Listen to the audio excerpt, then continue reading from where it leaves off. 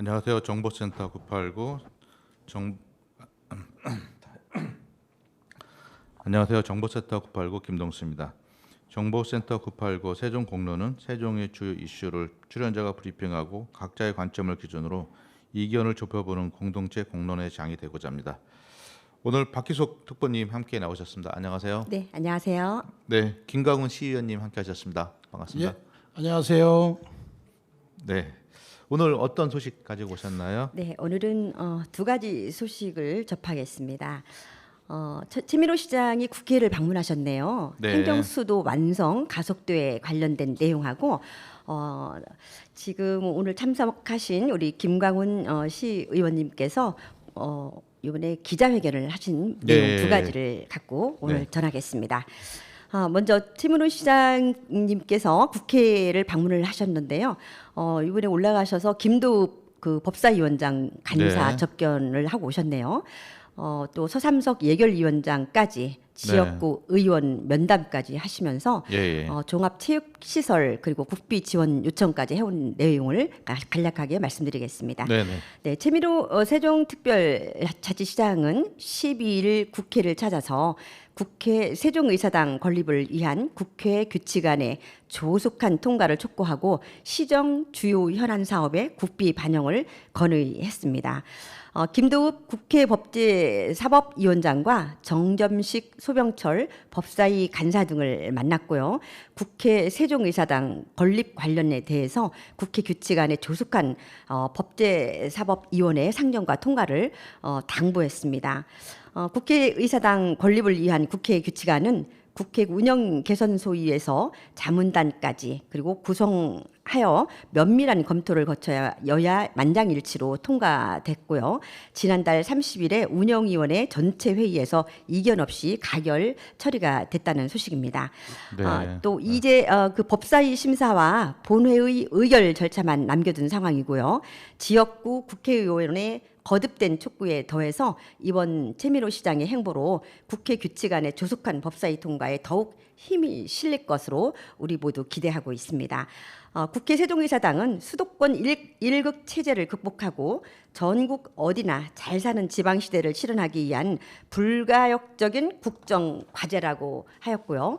소관 상임위에서 이견 없이 통과시킨 만큼 법사위에서도 국회 규칙안의 신속한 처리를 통해서 힘을 실어달라고 아주 간곡히 당부를 했다고 합니다. 이에 김도읍 법사위원장은 국회 세종의사당 건립은 국가 균형 발전을 위한 시대적 소명이라는 점에서 공감한다고 충분히 같이 공감하였고요. 국회 규칙안의 조속한 처리를 위해서 9월에 법사위 상정에 통과하도록 노력하겠다라고 화답했다고 합니다.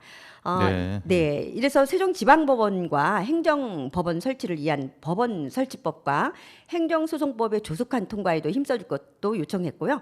현재 두 법안은 2년 넘게 소관 상임위인 법사위에 현재 계류 중이라고 합니다. 예. 그래서 국회 세종의사당과 대통령 제2집무실에서 건립이 점차 가시화되고 있는 만큼 행정수도 완성의 마지막 남은 퍼즐로서 세종지방행정법원 설치를 통해서 사법 기능을 확보할 필요성이 높다는 것이 최 시장의 판단입니다. 이에 앞서서 최민호 시장은 서삼석 예결위원장까지 만나 국회 세종의사당 부지 매입비와 대통령 제2집 집무실의 설계비 증액과 세종시의 종합체육시설 및 제2의 컨벤션 시설 건립비 등을 그 현안에 대한 사업의 국비 반영을 강력하게 또 강의를 또 하였고요. 한노희 이미자 간사에게 세종보가 시장님이 열심히 하셨다는 얘기죠. 그렇죠. 조기에 근데 이제 정상 제가 운영될 수 있도록. 보니까 지금 네. 저희 세종시는 두 가지 문제들이 좀 있는 것 같아요. 우리 시민들에게 필요한 예산 확보하는 일들이 필요하고 네. 사회 기반 시설을 구성하기 위한 여러 가지 국회의사당 이전 그렇죠. 뭐 그게 맞습니다. 뭐 세종시만을 위한 게 아니고 국가적인 차원에서의 일들도 그렇죠. 짊어진 부분도 있는 것 같아요. 네네. 제가 생각 드는 것 중에 하나는 종합체육시설 국비 관련된 부분이 좀 더 심각한 상황이지 않나 생각은 좀 듭니다. 이게 네. 지금 예산이 없어서 아직 확정이 안 돼서 부지 매입이라든지 뭐 건축비가 준비가 안 됐다는 얘기를 많이 하던데 그래서 지금 유 대회 네. 세계 대학 네. 요 체육대회가 유니버시- 유대회 네. 유니버시아드 대회가 네. 지금 어떻게 될지 아주 여러 사람들이 네. 이 지금 걱정하는 사람들 많습니다. 그래서 이번에 올라가신 김에 네. 우리 시장님께서 국회의원이신 홍성국 강준현 의원과도 또 만나고 왔고요. 그간에 행사장에서 수시로 네. 만나는데 그때 얘기하지 뭘 또 올라가서까지 얘기해. 아니죠. 올라가셨을 때는 궁극적인 목표가 딱 하나잖아요. 그렇기 때문에 우리 지역구의 국회의원들한테 거기 예의를 우리 갖추기 위해서 행사장 가면은 여기 있으면 또 아침에 보고 점심에 보고 저녁에 계속 보더라고. 그런데 제가 한번 따라가 보니까요. 예. 그런 구체적인 얘기를- 말씀을 나눌 시간이 없습니다. 시간이 없어요. 눈 예. 인사하는 것도 어렵더라고요. 맞아요. 행사- 행사장에 매일 네. 보는데도 그렇더라고요. 진지하게 얘기할 시간이 그러니까 없어요. 목적을 갖고 가셨기 때문에 만나고 오셨다는 네, 그런 좋습니다. 말씀도 네, 역할을 우리 당부했다고 시장님 합니다. 파이팅입니다. 네. 네, 다음 우리 네. 그래서 이제 오늘은 며칠 전에 지금 이슈가 되고 있죠. 예. 우리 세종시 의회에서도 정말 일들을 열심히 하고 있고 여소야대로서 예. 이끌어 가시는데 무척 애로사항이 우리 있는 것 같습니다. 그래서 우리 김광훈, 의원님께 김광훈 모셨습니다. 의원님 뭐 보도 자료도 가져오셨는데 네. 어떤 내용입니까? 이 이제 보도 자료는 제가 이제 3일 전에 예. 이제 기자회견을 했던 거고요. 네. 당론에 빠져 뒷짐진 더불어민주당이라고 이렇게 했습니다. 그래서 예. 이 얘기가 뭐냐면 이제 우리 행정수도 개헌에 대해서 네, 네. 결의안이 있었는데 이제 민주당 의원들이 동참하지 않으면서 네. 제가 기자회견을 좀 하고 그다음에 예. 남북교류 이런 문제가 좀 있었습니다. 그래서 네. 그 기금 문제에 대해서도 제가 좀 논의한 바가 있었는데 네. 이런 상황이 지금 정쟁거리로 돼갖고 그걸 정쟁거리로 삼지 말라는 그런 보도 자료를 한번 해갖고 기자회견을 했습니다. 뭐 이게 뒷얘기는 안 하셨어요? 뭐 공식적인 이야기고 이거는 뭐그 의원님도 언론 플레이잖아요. 이렇게 시민들의 공감을 얻어내기 위한 방법인데 근데 직접 당사자와의 대화는 어떻게 좀 얘기는 해보셨어요? 일단은 우리가 이제 이걸 먼저 발표를 하고 네. 그 이후에 이제 김효숙 원내대표하고 이제 네. 논의를 하려고 예. 했던 부분이 있습니다. 근데 예. 그 전에 어쨌든 저희가 먼저 얘기한 거는 그냥 10시에 기자회견 정도만 한다고 얘기를 했고 네. 그 나머지 얘기는 이제 민주당하고 얘기한 건 없었습니다. 예. 그 민주당은 계속 지금 뭐 오염수라든지 홍범도 장관이라든지 이렇게 해서 지금 계속 그 본인들이 그 시위를 하고 있고 오염수와 홍범도 장관 관련된 거는 시위에서 다루기보다는 뭐 국회 차원이라든지 국가적인 차원이잖아요. 뭐 그래서 저는 뭐 의견을 내는 거는 의미도 있겠지만은 뭐 우리가 지금 당면한 세종시와 관련된 그런 이야기들을 의회에서 좀 다뤄야 되는 거 아닌가 이런 생각이 있습니다. 예, 그래서 저는 예. 이 오염수나 홍범도 장관 국가가 하는 거고 이 예. 행정수도 개헌이라는 이런 거는 세종시에 직면한 거거든요. 지금 예. 국회의사당이라든지 대통령 집무실 또 국회의사당이 지금 의회 운영위원회를 통과를 했습니다. 예. 그래서 지금 법사위에 올라가 있는데 예. 그 민주당에서 얘기하는 우리가 그거를 건들므로써 아직 본회의 통과도 안 된 걸 너무 시급하다 개헌 자체가. 근데 사실은 이 개헌이 민주당이 먼저 시작했고 지금까지 온 겁니다. 네. 그러면 지금 저희들이 하는 거에 동참을 해줘야 되는데 이거에 계속 동참을 하지 않고 저렇게 따로 놀고 있습니다. 근데 그 말도 좀 일리는 있는 거 아닌가요? 어떻게 보시나요? 전혀 일리 없는 얘기인가요? 법사위 우리 그 국회 규칙 법사위 통과되고서 근데 본회의 대부분이 이후에 하자 그 말도 조금 일리는 있는 얘기 아닌가요? 근데 대부분이 이제 소위나 운영위를 거치면 예. 거의 이제 완성이 됐다고 볼 수 아. 있거든요. 법사위나 이제 본회의는 거의 이제 형식적인 거에 예. 치우치기 때문에 그래서 굳이 김광훈 이렇게까지 의원님은 안 해도 된다. 다 된 거니까 예, 예. 빨리 그 다음 스텝을 가보자 이 네. 측면인가요? 그렇습니다. 예. 예. 약간 빨리 가는 느낌도 없지 않아 있습니다. 저는 조금 뭐 반박자 빠른 건가요? 성격이 급하다고 할 수도 있지만 예. 내친 김에 한 걸음에 가자고 하는 생각을 하고 있거든요. 예. 그래서 지금 이슈를 만들어서 네. 가야지만 이 개헌이라든지 이런 게 분명히 저희들에 맞는 세종시법에 맞는 법을 만들 수 네. 있지 않을까 이렇게 생각합니다. 그러면은 실질적으로 이쪽 원내대표들끼리 얘기들을 좀 더 성숙시키는 과정들도 필요하지 않을까요? 예, 그냥 앞으로는 계속 일방적으로 그거를- 밀어붙이면 또 상대방은 또 다른 이야기하고 그렇게 되니까 우리 보면은 뒤에서 이렇게 대화하는 물밑 작업이라고 해야 되나요? 이런 것들도 사실 필요하지 않을까 저는 생각합니다. 맞습니다. 그래서 앞으로 이제 김효숙 대표와 그다음에 예. 또 의장 이순열 의장님하고 예. 저하고 이렇게 세 명에서 예. 앞으로는 1년은 좀 많이 싸우는 의회였었는데 예. 다시 1년은 협치하는 의회가 되자 이렇게 지금 논의를 한 적이 있습니다. 우리가 좀 잘 먹고 살 때는요. 의원들이 좀 싸우는 것도 볼만해요. 구경거리도 되고.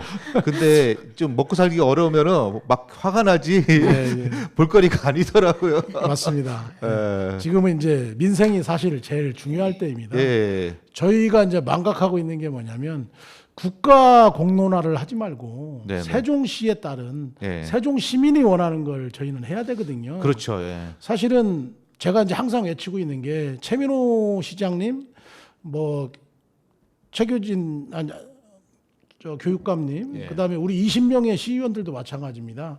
39만 시민이 뽑아주신 시민의 대표입니다. 네. 그래서 세종시를 위해서만 일을 하셔야지 저희가 국가를 위해서 일할 수는 없습니다. 그래서 오로지 세종시민만 보고 세종시만 봤으면 좋겠습니다. 그거 하라고 뽑아준 거잖아요. 맞습니다. 뭐 국가적인 큰 틀이 세종시에 영향을 주기는 하지만은 기본적으로는 우리가 더 관점을 가져야 될 게 세종시 쪽 현안으로 봐야 되지 않나 생각이 드네요. 예. 네. 아까 말씀하신 그 게스트하우스 얘기 조금 해봐도 네. 될까요? 예. 네. 좋습니다. 네, 게스트하우스 어떤 얘기입니까? 지금 상가 공실로 인해서 굉장히 네. 이게 지금 어렵지 않습니까? 네, 공실 네. 자체가. 그래서 숙박 시설도 굉장히 모자라고 그다음에 그래서 우리가 이제 행사를 치르고 있는데 예. 전국에서 오는 행사 하시는 분들이 네. 여기서 먹을 수는 있는데 숙박이 안 됩니다. 그러다 보니까 숙박 있는 데로 이동을 하면서 먹고 쓰는 게 여기서 안 하고 있습니다. 그러니까 예. 경제가 어려워질 수 없는 상황이 축제를 치르고 있으면서도 예. 어려워지는 상황이 있습니다. 행사를 치르고. 그- 그래서 저는 이 상가 공실 문제를 해결하는 방법 중에 하나가 게스트하우스로 좀 이게 이제 게스트하우스는 여행자들의 어쨌든 어떻게 보면 여행자들, 숙박 예. 시설입니다. 맞습니다. 예. 모텔이나 이런 게 아니라 굉장히 건전한 시설이거든요. 오락을 위해서 지어낸 게 아니고 진짜 예. 잠을 자기 위해서 예, 스테이하기 위해서. 예, 숙박 시설이기 때문에 상가 공실을 풀어주는데 이 숙박 시설이 일조를 게스트하우스가 했으면 사실은 우리나라 말로 민박 아니에요. 맞습니다. 예.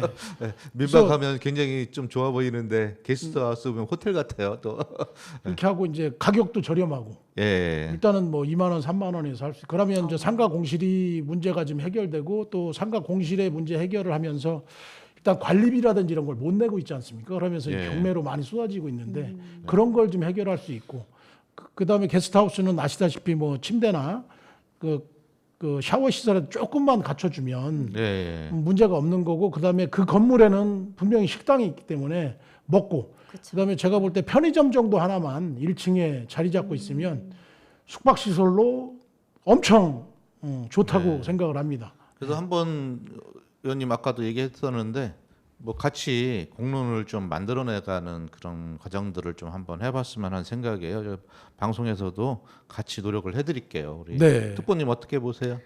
정말 옳은 말씀이고요. 저희 방송국에서 또 이렇게 같이 함께 해준다고 한다면 이게 서로 함께 상생할 수 있는 길이 분명히 있지 않을까라는 생각이 들고요. 지금 그런 상가 공실을 위한 게스트하우스나 이런 것들은 우리 모두가 다 걱정하고 바라는 점들이 많거든요. 그런데 의원님께서 그렇게 말씀해 주시고 앞장서신다니 저희가 좀 기대가 큽니다. 네, 우리 약속하는 겁니다. 한번 같이. 네, 하여튼 뭐 이건 공청회라든지 충분하게 좀 하고 그다음에 일단 저희 청년이나 여성 쪽에 또 사회적 기업이라든지 협동조합이 많이 있기 때문에 예. 서로 협력을 해서 한다 그러면 이게 불가능한 일은 아니거든요. 분명히 가능한 공정여행 일이고. 뭐 이런 것도 있으니까 예, 예. 저렴하면서 우리 예. 지역에 좀 머무르면서 일도 보고 사람들과 커뮤니케이션도 하고 뭐 그 술 먹고 막 이렇게 난잡하게 노는 그런 것들이 아니고 도시 여행자들이 그쵸. 숙소로서의 역할들이 네. 좀 필요한 거 아닌가 생각합니다. 그렇습니다. 네. 뭐, 우리가 의원님 처음 나오셨는데 어떻게 청취자분들께 한마디. 예. 제가 오늘 이제 처음 이렇게 불러주셔서 나왔는데요. 자주 불러주셨으면 하고요. 다음 주에 나오세요 그러면. 다음 주에 나오는 겁니다. 이게 이제 왜 이런 얘기를 자꾸 드리냐면 예. 네. 시민들이 좀 알 권리가 있습니다. 그럼요. 아셔야 되거든요. 저희 예. 의회에서 뭐를 하고 있는지, 그다음에 네. 의원들이 뭐를 하고 있는지 좀 아셨으면 좋겠고요. 네. 그래서 저 말고 다른 또 의원님들 좀 불러주셔서 네네. 좀 해주셨으면 좋고, 그다음에 또 특히 저희 국민의힘도 그렇지만 민주당 의원님들 좀 같이 나오셔서 네. 대화도 서로 나누고 또 시민들한테 이거를 좀 우리 의회가 뭐를 하고 있는지 알릴 수 있는 방법이라든지 이런 게 미디어거든요. 그럼요. 예. 그래서 저는 우리 그 시민들한테 바라고 싶은 건 저희 시의회 맨날 싸우는 게 아니고 네. 시민들에 의해서 열심히 일하고 있습니다. 지켜봐 주십시오. 열심히 더 노력해서 하겠습니다. 네, 화이팅. 오늘 감사합니다. 예, 오늘 신청곡 뭐 신청곡은 네. 김종찬의 산다는 것인데요. 네. 이게 이제 어려움을 극복하는 그런 노래입니다. 예. 우리 세종시에 맞는 노래가 아닐까 해서 네. 제가 한번 골라봤습니다. 아우, 저 그 한번- 노래 좋아합니다. 같이 우리 김광훈 의원님께서 시청하신 드라마 산다는 것의 OST 김종찬의 산다는 것 듣도록 하도록 하겠습니다. 예, 수고하셨습니다. 감사합니다. 감사합니다. 네.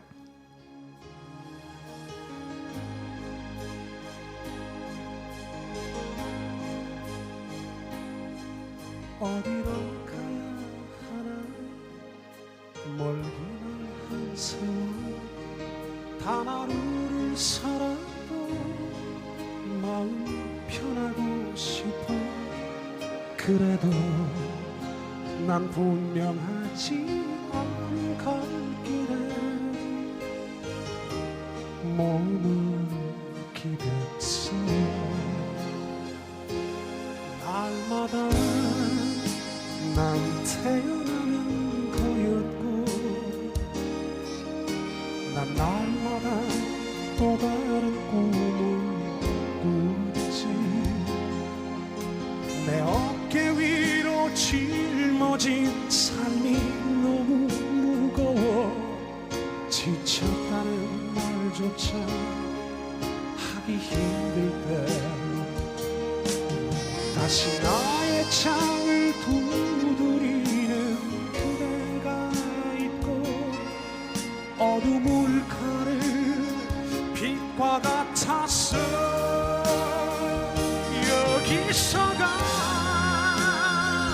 끝이 아닌 이세종 경제 권호조 본부장님 함께하시겠습니다.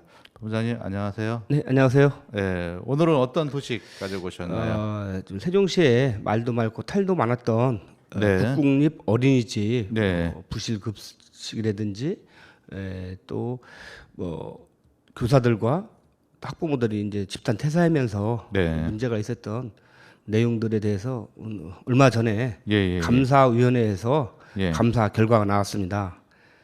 세종시 감사위원회죠. 그렇죠. 예, 세종시 감사위원회에서 감사 결과가 나왔는데 국공립 어린이집은 세종시에서 관여할 수 있도록 되어 있는 건가요? 그치, 이제 일부 이제 보조금도를 나가고 하다 보니까 이제 세종시에서 이제 관리를 할 수밖에 없죠. 예, 예, 예. 그래서 그 지금 수차례 언론에도 뭐 전국적 이슈가 됐고 또 문제도 많았었고 학부모들 문제 내용 다시 한번 리뷰 좀 한번 해주실까요? 그래요. 그래서 일단은 문제 내용이 처음에 어떤 것이 발생되었는지 왜 이런 문제가 집단 퇴사를 했는지에 대해서 예, 예. 일단은 제가 말씀드리겠습니다. 지난 6월에 예, 그 어린이집 원장이 네, 좀 어린이집 학생들 어린이들과 또 그 급식에 문제가 있다 부실 급식을 예. 하고 있다 그래서 지역의 학부모와 교사들이 120여 명이 원장에 대해서 해임 동원을 세종시에 내면서 예, 사퇴해달라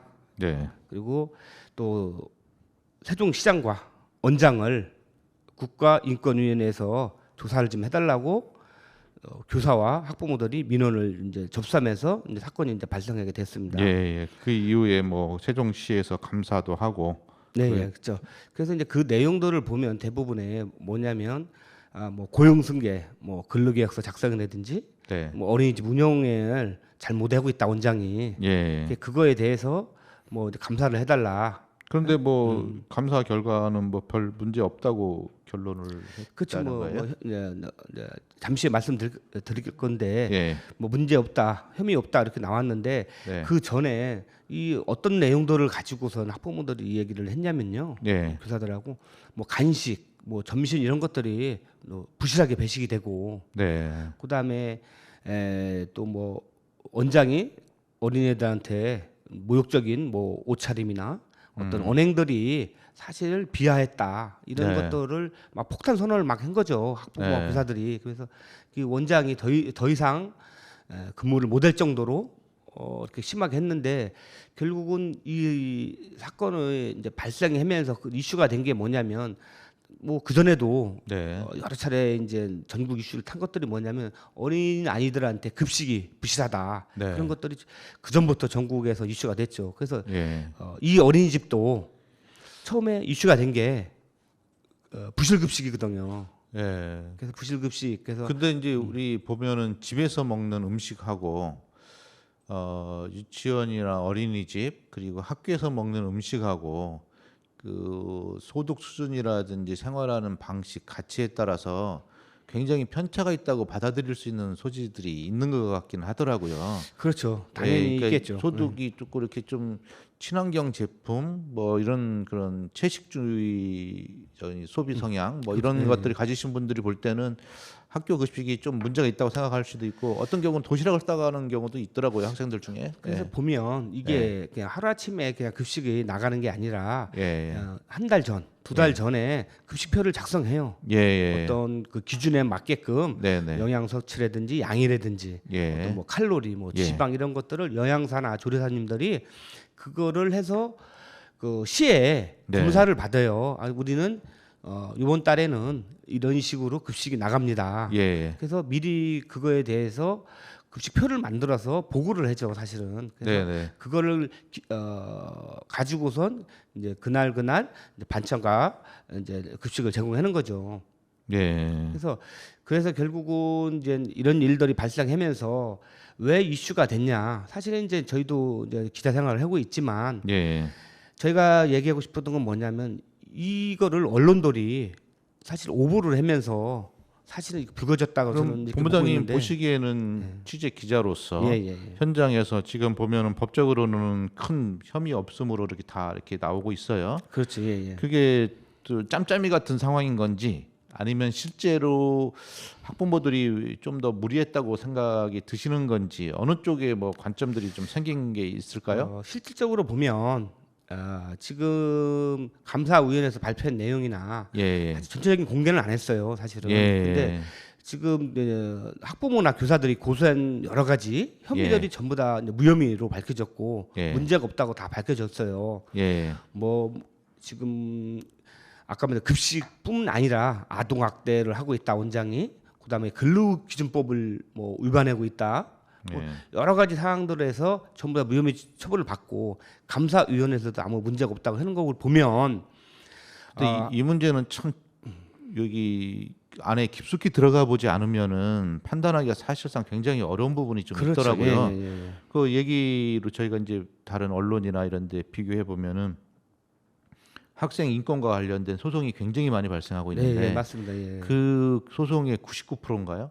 이 네. 부분이 다 무혐의로 경찰 조사 단계에서 밝혀지고 그리고 재판에 넘겨지는 게 한 1% 정도 되는데 그 중에서도 무죄가 나올 수 있는 부분도 있겠죠. 유죄도 있겠지만. 그렇죠. 예. 그래서 이게 인권 조례라든지 이런 부분들이 조금 악용되어지는 건 아니냐. 뭐 이런 측면도 얘기가 되고 있어요. 지금 뭐 그렇다고 판단할 네. 수는 없지만은 이제 이 대목에서 예, 예. 제가 이제 세종시에서 예. 2020년도에 예. 이거하고 좀 별개의 반대 사건인데 예. 어떻게 보면 학부모가 연관이 됐다는 내용이 하나 있어요. 그때 네. 2000년도 한 5월 경이에요. 네, 네. 어린이집 여기 옆에 바로 우리 사무실 옆에 예. 지금 우리 세종 특정하면 안 옆에 바로 됩니다. 옆에 옆쪽에. 옆쪽에. 예. 근데 그때 당시 뭐 한 30대 예. 교사가 이제 자살하는 행위를 극단적 선택을 하는 그런 예. 일이 발생을 해요. 근데 그때도 보면 그 학부모 어머니가 네. 아주 집단적으로 그 교사를 괴롭혀요. 이거는 사실은 조금 이제 방향이 좀 틀린데 그래서 교사가 그러면은 거기 부모들이 우리 공무원이실 개연성이 높네요. 그래서 그거를 또 얘기하고 싶어요 제가. 공무원이라고 맞습니다. 특정하면은 좀 곤란하기 때문에 공무원일 개연성이 굉장히 높은데 높죠. 많은 지식이 있겠네요. 이런 부분들이. 근데 제가 지금 그 말씀을 드리는 게 사실 이 어린이집도 예. 그거하고 좀 사실은 유사해요. 세종시에는 공무원 너무 많죠. 학부모들이 많아서 똑똑하셔가지고 그렇죠. 네. 그래서 민원 제기도 똑똑하게 제기하신다 뭐 그러더라고요. 학교나 네. 또 여기 공무원들이 많이 힘들죠. 힘들다 그러더라고요. 네. 공무원 외에 또 공무원이 있는 거죠 사실은. 예. 옥상 오게 되는데 예. 그래서 그거하고 유사하기 때문에 그 2020년도에 잠깐 사례를 말씀드리는 이유가 예. 어떻게 보면 그 학부모들이 교사를 괴롭혀서 교사가 이제 극단적인 선택을 하게 되는데 결국은 처분은 어떻게 받냐? 각각 벌금 2천만 원에 처해져요. 사실은 엄청난 각각. 벌금이 돼. 각각 아. 각각 부모하고 그 할머니 부녀지간이죠. 예. 그래서 각각 2천만 원씩 벌금을 맞는데 뭐 항소는 뭐 안 한 것 같아요. 네. 근데 그러면서 마무리가 됐는데 일단은 뭐 그 극단적 선택하신 분은 사실 뭐 근데 안타깝죠 사실은. 본부장님 네. 좀 더 취재를 좀 더 많이 해오셔야 돼요. 아니, 이게 지금 네. 그러면서 결과적으로 뭔 얘기를 하고 싶어요? 아니 그래서 예. 지금 이제 어린이집에 지금 우리가 지금 하고 있는 국공립 어린이집에 예. 그런 일이 발생한 이유도 예. 교사와 학부모가 같이 연관돼서 네. 그 원장을 쉽게 해서 쫓아내기 위해서 뭐 이렇게 했다고 보이기도 해요. 그러다 보니까 그럴 수도 있다. 왜 학부모들이 그 여기도 좀 지식인이에요 보면 같은 예. 그런 분들이 학부모들이 나서면서 이런 일을 키웠다고 이렇게 보거든요 사실은. 그래서 그런 부분들에 대해서 본부장님 더 취재하셔야 될 것 같아요. 아니, 이게 사실 전달이 잘 안 돼. 저도 납득이 좀 잘 안 되는 부분이 있어요. 근데 예를 어쨌든 지금 보면은 그 학부모들의 상황들 그리고 그 학생들 상황들 그리고 원장님 상황들이 진위를 파악하기는 너무 어려운 부분들이 좀 있네요. 사실은. 그래서 결국은 이제 감사위원회에서 한 달 동안 감사를 했잖아요. 예. 감사를 하면서 결과가 뭐 혐의 없다. 우리 문제- 감사 실력이 대단하거든요, 사실은. 대단하죠. 예, 예. 대단합니다. 예. 예, 그렇기 때문에 그 정도 나왔으면은 일리가 상당히 있다고 우리가 좀 수용할 수도 있는데 또 재판까지 가겠죠, 또. 예. 그래서 여기서 말씀드리고 싶은 것도 또 하나는 뭐냐면 감사위에서 감사는 행정감사잖아요. 그렇죠. 행정감사는 마무리됐지만 문제없다 마무리됐지만 또 그분들이 이제 고소고발로 여러 건들 있잖아요. 네. 그런 부분은 사실 재판에 가서 또 다퉈야 되는 부분인데 예. 재판을 가서 다투는 부분에 있어서 어른들끼리 백같아서 재판에서 하면 되는데 학생들을 어린이들을 잠깐만 끌어들이는 거예요. 또 어린이집을 그리고 찾아가고 이런 부분도 있더라고요. 선생님들은 이게 생업이기도 하잖아요. 선생님들이 월급을 그걸 받고 하는 거고. 근데 부모님들 중에는 직장이 있으면서 또 이렇게 나누어서 하시는 분들도 있어서 직접적인 생업에는 큰 문제는 없이 이렇게 하는 부분도 있고 그렇다 보니까 학교 선생님들이 좀 어린이집 계신 분 원장님이나 이런 분들이 좀 불리한 거는 좀 있을 것 같아요. 제가 볼 때는. 이제 원장 같은 경우는 시에서 이제 공모를 통해서 여러 명이 공모하면 그거에 대해서 자기들이 적합한 여부를 판단한 다음에 이제 모집을 하거든요. 예.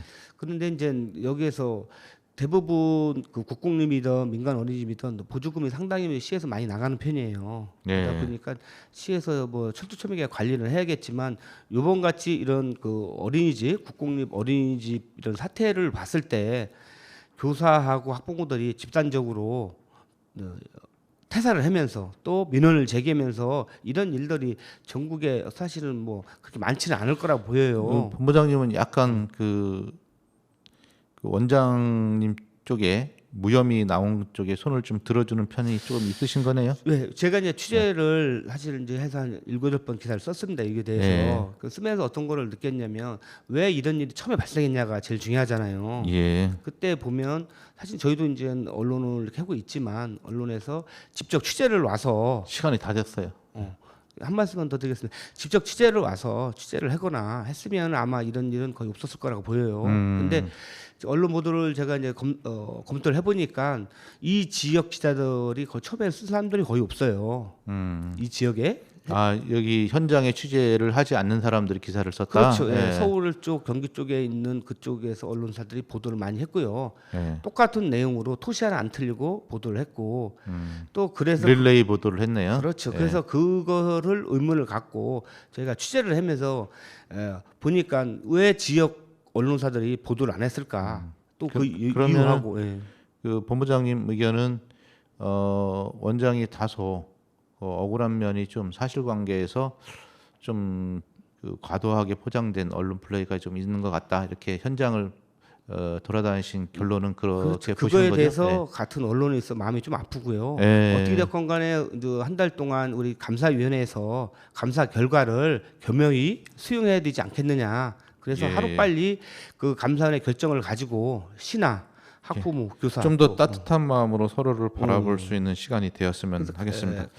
오늘 신청곡 그 수요일은 빨간 장미를 5손가락? 네, 5손가락입니다. 네, 5손가락의 수요일엔 빨간 장미를 들으면서 우리 권호조 본부장님의 브리핑 마치도록 하겠습니다. 네. 예, 서로 감사합니다. 사랑하세요. 수고하셨습니다.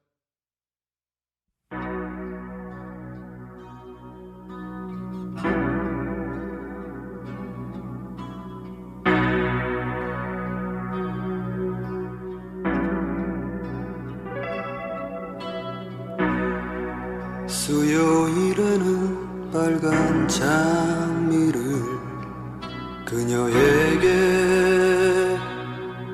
안겨주고 봐. 흰 옷을 입은 천사와 같이 아름다운 그녀에게 주고 싶네.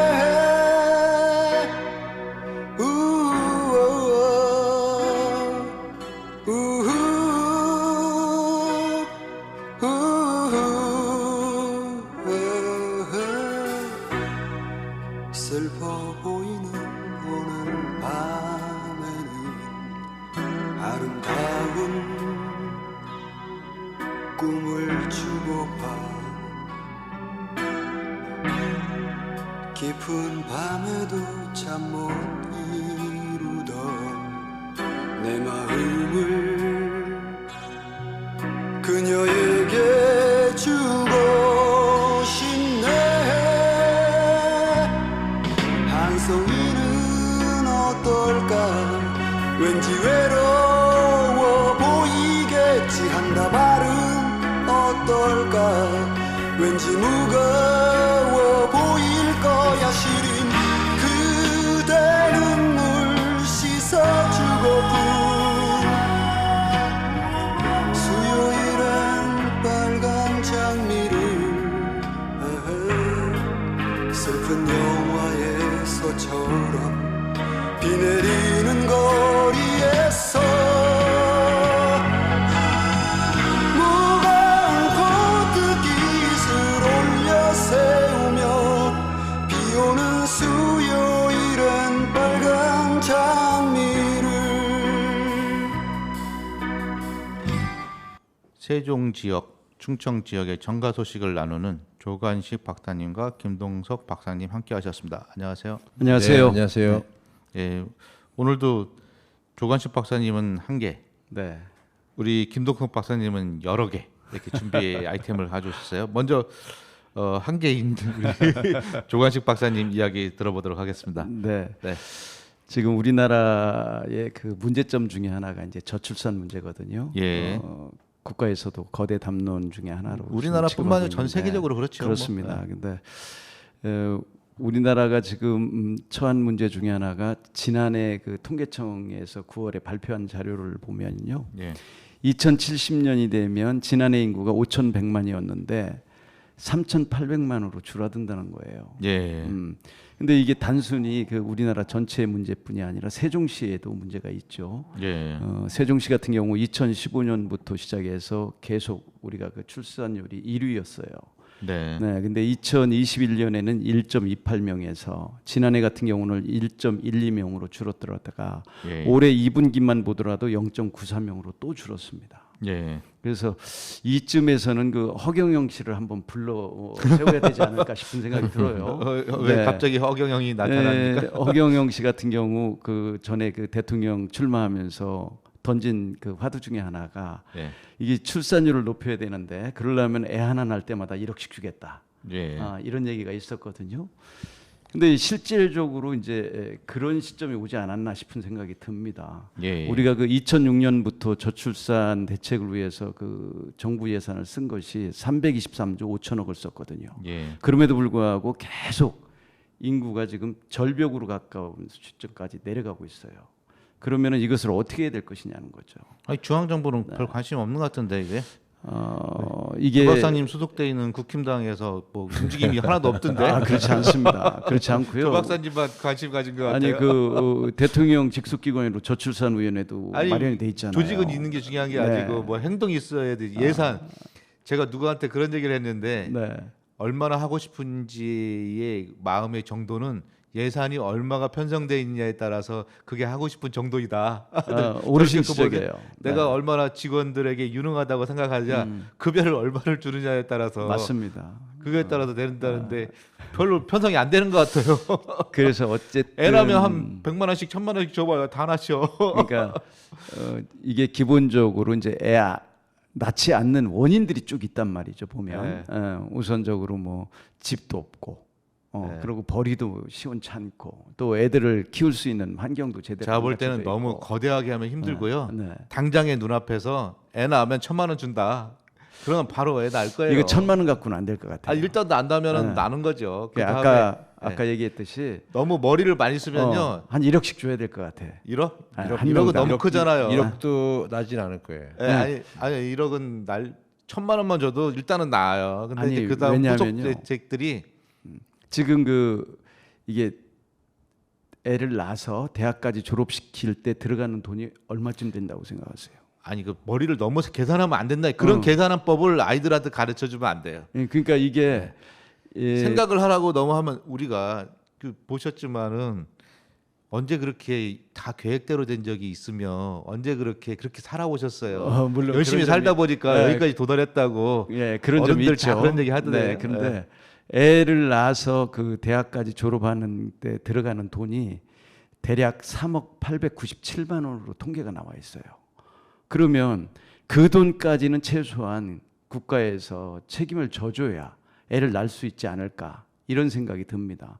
여기 세종시 같은 경우는 새롭게 만든 도시인데다가 환경도 좋음에도 불구하고 계속 지금 인구가 절벽으로 이어지는 그런 상황까지 오지 않습니까? 그래서 지금 우리나라 인구를 그대로 유지를 시키기 지금 위해서는 너무 거대 담론으로 가가지고 대한민국 인구 정책을 얘기할 수는 없고 우리가 그러니까 이제 세종시와 세종시만 하더라도 그렇다는 거죠. 그래서 최소한 그 3명 정도는 놔줘야 현재 박사님, 인구를 다음부터는요. 유지가 되는데 어느 의원이 어떤 정책을 이야기했는데 이렇게 또 구체적으로 지역 정가 이야기와 연결해서 할 수 있는 아이템으로 해주시면 좋을 것 같아요. 오케이, 그렇게 비난을 하겠습니다. 한다기보다는 그런 정책에 대해서 이야기할 때 어떤 사람이 맞고 평론의 개념으로 이렇게 해주셔야지. 네. 너무 정책에 대해서 얘기하시면은 그냥 내 주장만 이야기하는 상황이 될 것 같아서 좀 우리가 좀 노력을 좀 해봤으면 오케이, 합니다. 예, 그렇게 하죠. 네, 시간이 됐어요. 네, 네, 네, 네. 네, 조 박사님, 네네. 김동석 네, 박사님. 예, 예. 네. 출산율 오늘 아침에 제가 여기 오기 전에 준비하면서 네. TV 뉴스를 봤어요. 네. K 본부 예, 투. 네. 에서 해볼 만한 뭐가 프로그램이 있더라고요. 거기에서 예. 바로 지금 조 박사님 말씀하신 출산율에 대해 나왔습니다. 예. 예. 그래서 그 모티브가 됐던 것 같고 예. 중요한 거는 출산율이 절벽인 건 사실인 건데 우리가 어떤 노력을 기울일 것인가는 좀 곰곰이 생각할 필요가 있다고 생각합니다. 그러니까 이게 소득하고는 그렇게 밀접하진 않아요. 이제 네네. 사회적 분위기, 사회적 가치, 이런 아이에 대한 애정, 뭐 이런 것들이 복합적으로 있어야 돼야 되죠. 되는 과거에는 거고요. 더 어려웠는데도 애들 많이 낳았잖아요. 예. 그리고 아이를 낳는 것들이 좀 주변에서 환영하는 분위기도 있었고, 근데 이제 그런 과정에서 여자에 대한 일방적인 희생들이 많이 있었다 보니까 그런 일들이 생겼는데 네.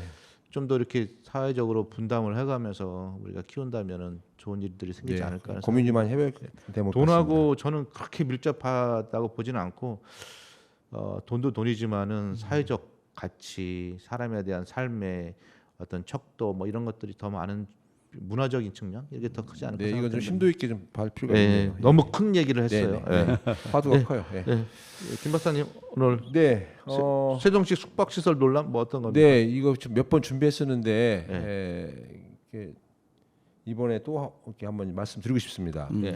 세종시가 행정 도시잖아요. 예. 행정 도시고 외부에서 출장 오는 공무원들이나 관계 기관 사람- 중앙부처에 있다 보니까 업무상으로 많이 멀리 와서 있는데, 1박을 해야 되는 상황들이 많이 발생하죠. 있는데 그에 비해서 숙박시설이 태부족하다. 예. 그러니까 그 대안으로 세종시에서 예. 좀 무언가 좀 역할을 이렇게 만들어야겠다고 하는 모양입니다. 예. 그래서 그런 공청회도 좀 하는 모양 했었고요. 예.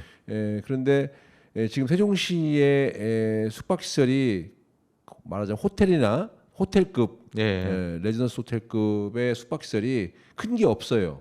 물론 뭐 대전도 지금 다 없어지는 추세입니다. 예. 호텔이 대형 없어지는 추세고. 호텔보다는 비즈니스 호텔 비즈니스 호텔 개념으로 내지는 레지던스 호텔 같은 예. 네네. 빌딩 내에 이렇게 네. 층을 나누어서 네네. 이렇게 공간을 할애하는 그런 그렇게 형태가 하는 것 많아지더라고요. 같아요. 예. 지금 뭐 베스트 웨스트 플러스 세종 예. 367호실 뭐 이렇게 해서 그 숙박할 수 있는 호실이 그렇게 수요에 비해서 공급이 원활치 않다. 네. 그래서 지금 나성동 일대에 좀 그 숙박시설을 좀 새로 예. 지정을 할 모양입니다. 예. 이건 지정하려면은 지구지정 계획을 다시 또 해야 되거든요. 예. 그것이 세종시장과 행복청장이 서로 협의해서 예. 다시 지구지정을 새로 해야 됩니다. 지구 단위 계획을 새로 짜고요. 시민들은 반대하고 있더라고요. 그거는 제가 그쪽 모니터를 해보니까 상인들이 반대를 좀 심한 것 같습니다. 상인들. 상인들이요? 상인들이 소상공인 협회에서는 아니 그쪽에서는 찬성을 하고 예. 그쪽 찬성하고 다른 쪽에 있는 상인들은 좀 반대를 하고 있는 것 같고요. 아 예. 거기 나성동 지역 이외에 하는 지역에 예. 수변 상인들도 예. 있고요. 막 그런 것 같고요.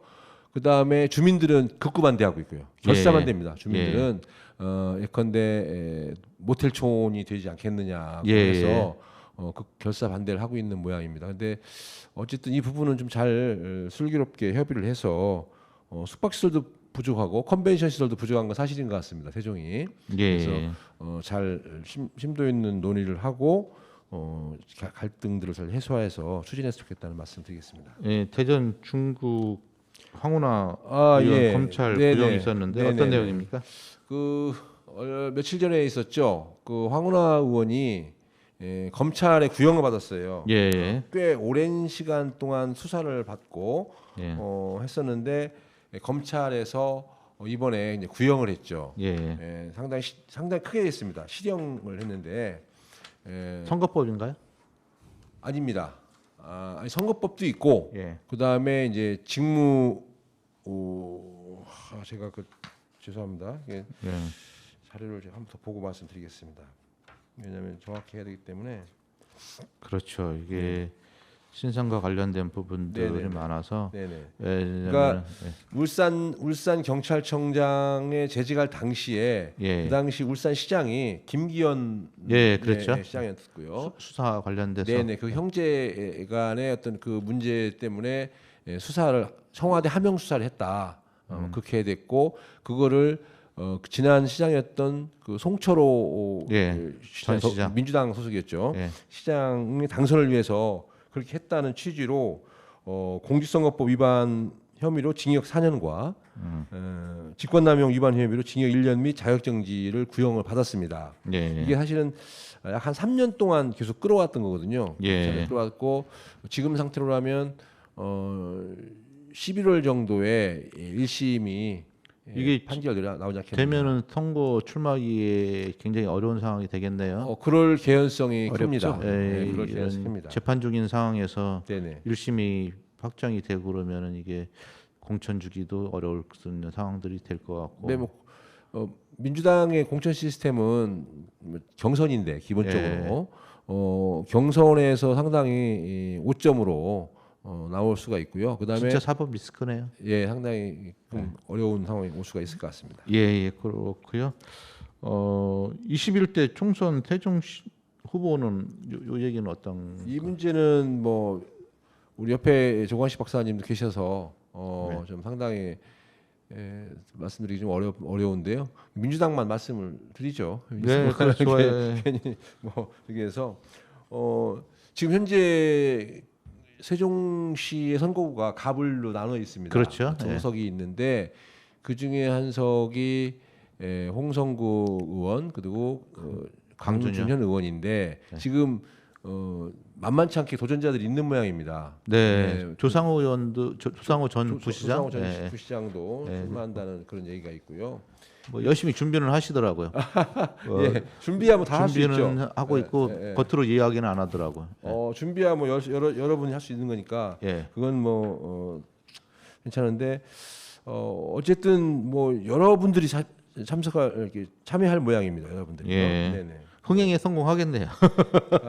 흥행에 그게 그냥 그 전략 공천이라든지 그 경쟁자가 약하면은 그 결집도도 떨어지고 본선 전에 흥행이 좀 필요한 거 아닌가 그런 생각도 되네요. 네, 근데 지금 시의원 출신들이 또 출마한다는 경우가 많이 있어요. 네. 뭐 그전 전 정무부 시장이었던 뭐 좀 전에 말씀하셨던 조상호 부시장이나 또 이강진 부시장도 출마한다는 말이 있고요. 전 시의원 했던 뭐 박성수 또는 노종용 그런 이태환, 이춘희 부시장도 항상 물망에는 오르는 내리는 거죠. 이춘희 시장, 예, 전 부시장.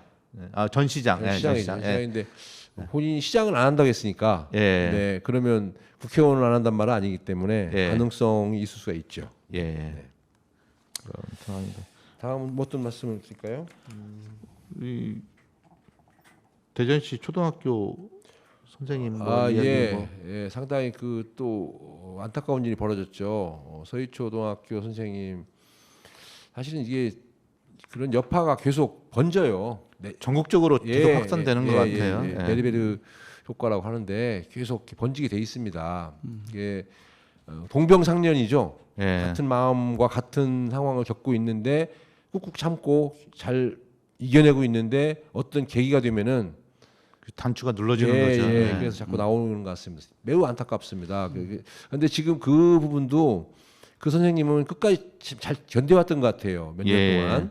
그런데 아주 학교에서의 대처가 좀 그렇죠. 아쉬웠던 것 같아요. 선생님, 교장 선생님이라든지 교감 선생님께서 좀 적극적으로 못하셨던 모양입니다. 조금만 더 따뜻하게 해줬어도 그런 네. 일이 없었을 것 같은데. 예. 그래서 또 그 학부모들은 해당 학부모는 지금 뭐 폭탄 세례를 받아가지고 폐업하고 이사가고 뭐 그렇게 여러 가지 아직 있는 것 같습니다. 정확하게 그분들이었다는 어떤 사법적 판단도 없었고 그렇다 보니까 그리고 우리나라 법률은 사적 보복을 금지하고 있잖아요. 네네. 그래서 그런 사적 보복에 대한 정도가 심화되면은 뭐 잘못된 그 판단이 있을 수도 그럼요, 있고. 큰일 나죠. 예. 그 질서가 무너지기 때문에 사적법은 원칙적으로 금지해야 되고 이 부분이 교육청에서 제대로 능동적으로 대처를 해야 되고 가장 옆에 있는 학교장이 책임자이지 않습니까? 학교장이 그 부분을 아주 적극적으로 개입해서 해결할 의지가 있었어야 하는데 약간 회피성이 있지 않나 그런 느낌을 받고 있습니다. 예. 뭐 시간이 좀 다 되어서 벌써 됐어요? 예. 벌써 됐어요. 충분히 해서 여러 아이템을 하셔가지고 뭐 마지막 우리 뭐 하실 말씀 있으세요? 유수 박사님. 네, 어쨌든 저출산 문제가 거대 담론이긴 합니다만은 우리가 관심을 가져야 될 가장 중요한 이게 국가 존립과 연결이 되는 문제이기 때문에요. 예. 다 함께 그 노력해야 되는 그런 상황이 오지 않았나 싶습니다. 네, 홍범도 흉상 철거 이거는 절대 하면 안 됩니다. 우리의 역사를 부정시킨 겁니다. 역사를 잊은 민족에게 미래는 없다. 단재 신채호 선생님의 말이 꼭 맞고 있습니다. 정말 우리 정체성, 대한민국의 정체성, 한민족의 정체성을 잊지 마셨으면 좋겠습니다. 조 박사님이 우리 김동석 박사님이 신청하신 역사는 흐른다 김수철 노래 들으면서 이 시간 마치도록 하겠습니다. 네, 감사합니다. 감사합니다. 고맙습니다. 네.